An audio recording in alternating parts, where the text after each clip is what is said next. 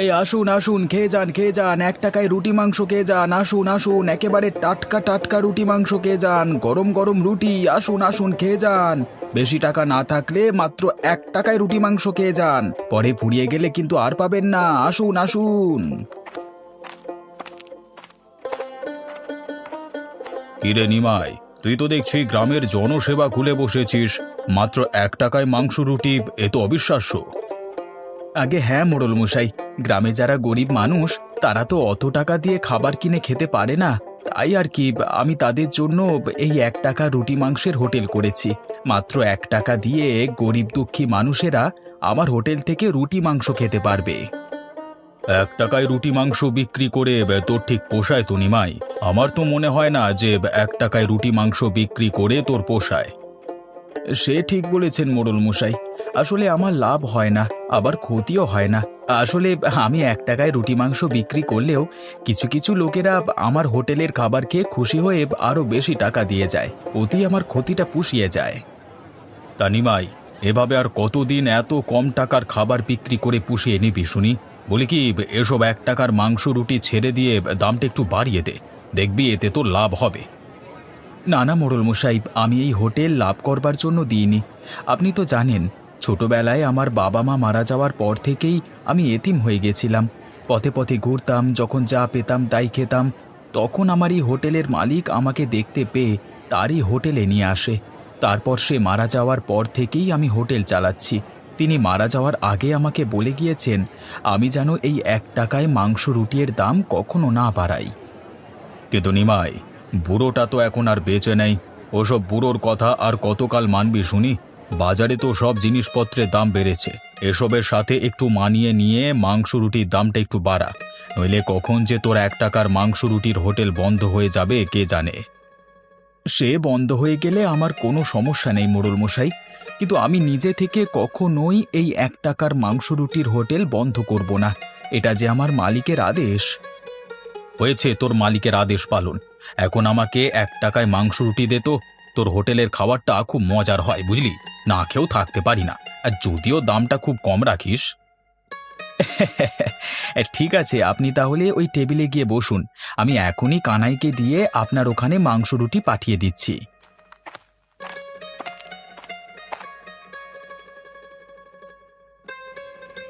তানি মাইদা, আজ কত টাকা লাভ হলো নাকি উল্টে ক্ষতি হলো? হ্যাঁ, কি যে বলিস না কানাই, আমার হোটেলে আজ তুই 3 বছর ধরে কাজ করছিস, কখনো কি শুনেছিস যে আমার হোটেলে লস হয়েছে? না নিমাইদা, তা শুনিনি, কিন্তু লাভ তো হয়েছে মাত্র 5-10 টাকা। ওটাকে কি লাভ বলে? প্রতিদিন আমার 5-10 টাকা লাভ হলেই হলো। আমি তো এই হোটেল লাভ করবার জন্য দিইনি কানাই, তুই তো জানিস এই হোটেলটা আমার মালিকের ছিল। সে আমাকে বলে গিয়েছিল সব সময় যেন আমি এই হোটেলে 1 টাকায় মাংস রুটি বিক্রি করি, আর তাই লাভ লসের হিসেব না করেই আমি ওই 1 টাকায় মাংস রুটি বিক্রি করি। কিন্তু এভাবে আর কতদিন নিমাইদা? আমাদের ভবিষ্যৎ নিয়েও তো কিছু একটা ভাবতে হবে। ওইদিকে দেখো, গোপালদার হোটেলে প্রতিদিন বেশ ভালো দামে খাবার বিক্রি হয়, সে ভালো টাকা লাভও করে। দেখ কানাই, তোকে আগেই বলেছি এই হোটেল আমাদের লাভ করবার জন্য না, সেটা তুই কি বারে বারে ভুলে যাচ্ছিস? এই যে বাবা, শুনছো? এখানে নাকি 1 টাকার মাংস রুটি পাওয়া যায়। আমার যে খুব ক্ষুধা পেয়েছে, তাই আমি ওই 1 টাকার মাংস রুটি খেতে এসেছি।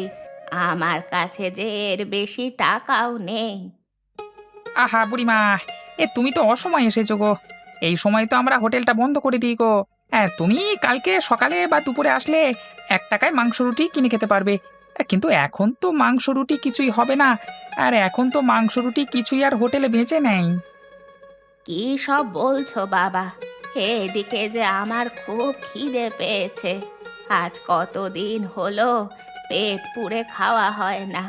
ভাবলাম আজ তোমাদের হোটেলে 1 টাকায় মাংস রুটি খাবো, কিন্তু এসে তো দেখছি তোমাদের সব খাবার বিক্রি করা শেষ।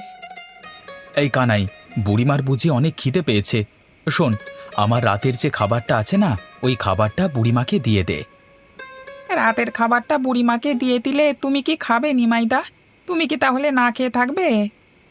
আরে কানাই, আমাকে নিয়ে তুই এত ভাবিস না। ছোটবেলায় আমি অনেক না খেয়ে থেকেছি, তাই না খেয়ে থাকবার কষ্টটা আমি ভালো মতোই বুঝি। এই বুড়িমা কতটা কষ্টে আছে সেটা তুই আমার থেকে বেশি জানিস না। আমি একদিন রাতে না খেলেও কোনো সমস্যা হবে না, কিন্তু এই বুড়িমা কয়েকদিন হলো না খেয়ে আছে, তার যে খেতেই হবে। যা, তুই আমার খাবারটা নিয়ে আয়। আচ্ছা ঠিক আছে নিমাইদা, আমি তাহলে এখনই যাচ্ছি। বুড়িমা, আপনি ওই টেবিলে গিয়ে বসুন, হ্যাঁ, আমি আপনাকে ওই টেবিলে খাবারটা দিচ্ছি। ঠিক আছে বাবা, ঠিক আছে, তুমি তাহলে খাবারটা নিয়ে এসো।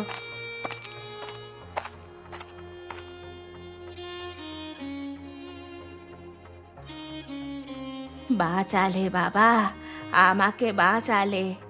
আমার যে খুব খিদে পেয়েছিল, এই খাবারটা না পেলে মনে হয়েছিল আমি আজ মরেই যাব। দাঁড়াও, তোমাদের 1 টাকা আমি এখনই দিচ্ছি। আরে না না বুড়িমা, তোমার ওই 1 টাকা এখন আমার আর লাগবে না। তুমি তো আমার হোটেল থেকে খাওনি, ওই খাবারটা তুমি খেয়েছো আমার ভাগ থেকে, তাই তোমার কাছ থেকে আমি কোনো টাকা নেব না। বলো কি বাবা, আমাকে মাংস রুটি খাইয়ে 1 টাকাও নেবে না? না বুড়িমা, ওই 1 টাকা তুমি রেখে দাও। আর কালকে যখন আমরা আবার হোটেল চালু করব না, তখন এসে আবার 1 টাকার মাংস রুটি খেয়ে যেও। আচ্ছা ঠিক আছে।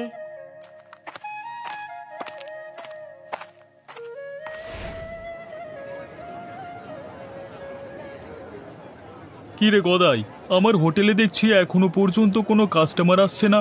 এ সকাল সকাল হয়েছেটা কি, কোনো লোক আসছে না কেন বলতে পারিস? লোক কি করে আসবে গোপালদা? সব লোক কি তো ওই নিমাইয়ের হোটেলে 1 টাকায় মাংস রুটি খেতে যায়।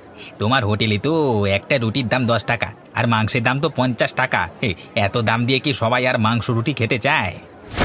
কিন্তু গদাই, এতদিন তো আমার ব্যবসা ভালোই চলছিল, হঠাৎ আমার কাস্টমারের সংখ্যা কমে যাচ্ছে কেন বলতে পারিস?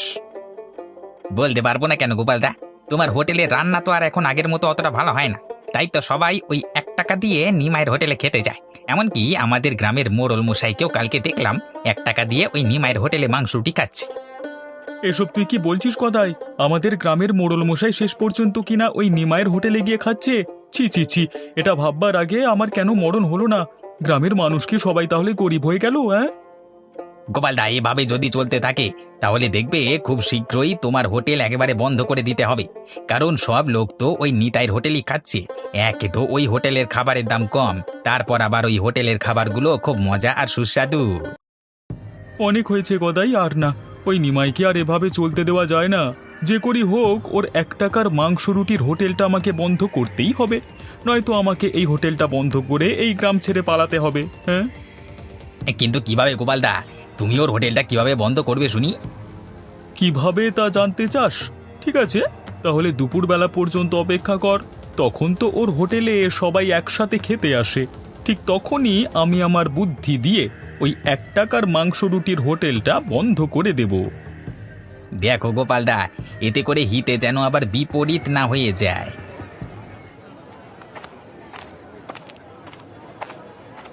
আরে এই বেটা নিমাই, তোর এই 1 টাকা রুটি মাংসের হোটেলটা এখনই বন্ধ কর। তোর এই হোটেলের খাবারে ভেজাল আছে। কী সব বলছো গোপালদা? আমার হোটেলের খাবার আবার ভেজাল থাকবে? হ্যাঁ, তোর হোটেলের খাবারে ভেজাল নিশ্চয়ই আছে, নয়তো তুই এত কম টাকায় কিভাবে খাবার বিক্রি করছিস শুনি? বলি কি, বাজারে জিনিসপত্রের দাম তো কম নয়।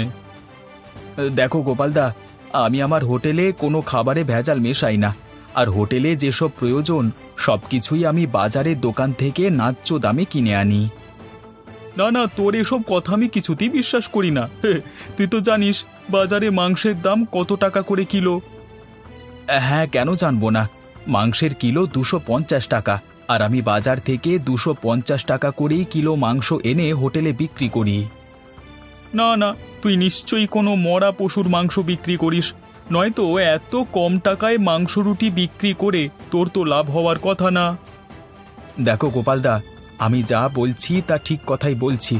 আমি যে দোকান থেকে মুদির মাল আনি তাকে গিয়ে জিজ্ঞাসা করো, আর যার কাছ থেকে মাংস কিনে আনি তাকেও চাইলে জিজ্ঞাসা করতে পারো। হ্যাঁ ঠিক আছে, তাই হবে। তাহলে চল গিয়ে দেখি তুই কার দোকান থেকে মুদির মালামাল আর কার দোকান থেকে মাংস কিনিস। হ্যাঁ হ্যাঁ, চলো তাহলে, তোমাকে ভালো মতো দেখাচ্ছি।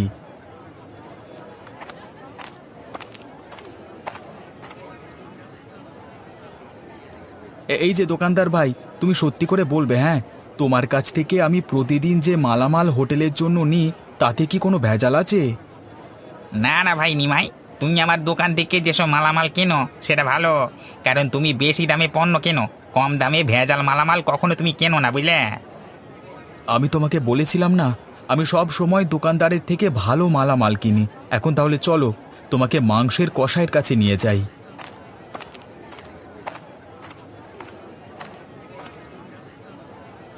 এই যে ভাই কসাই, তুমি সত্যি করে বলবে, তোমার কাছ থেকে আমি প্রতিদিন যে মাংস নিই তাতে কোনো ভেজাল আছে? না ভাই নিমাই, তুমি তো সব সময় আমার কাছ থেকে ভালো মাংসই কেনো, যে মাংসগুলো আবার ওই গোপালদাও কেনে। দেখলে তো গোপালদা, আমি তোমাকে বলেছিলাম না, আমি সব সময় ভালো এবং খাঁটি জিনিসটাই বাজার থেকে হোটেলের পণ্য হিসেবে কিনি। ভাই নিমাই, তুই আমাকে ক্ষমা করে দে ভাই। আমি তোকে না জেনে অনেক মিথ্যে অপবাদ দিয়েছি। আমি বুঝতে পারিনি তুই আসলেই যে সত্যি কথা বলছিস। কিন্তু তুই এত কম টাকায় মাংস রুটি কিভাবে বিক্রি করিস? আসলে আমি মাংস এক টুকরো করে দিই, আর সেই সাথে রুটিগুলো একটু পাতলা করে দিই, আর তাই আমার মাংস রুটি 1 টাকায় বিক্রি করতে কোনো লস হতো না।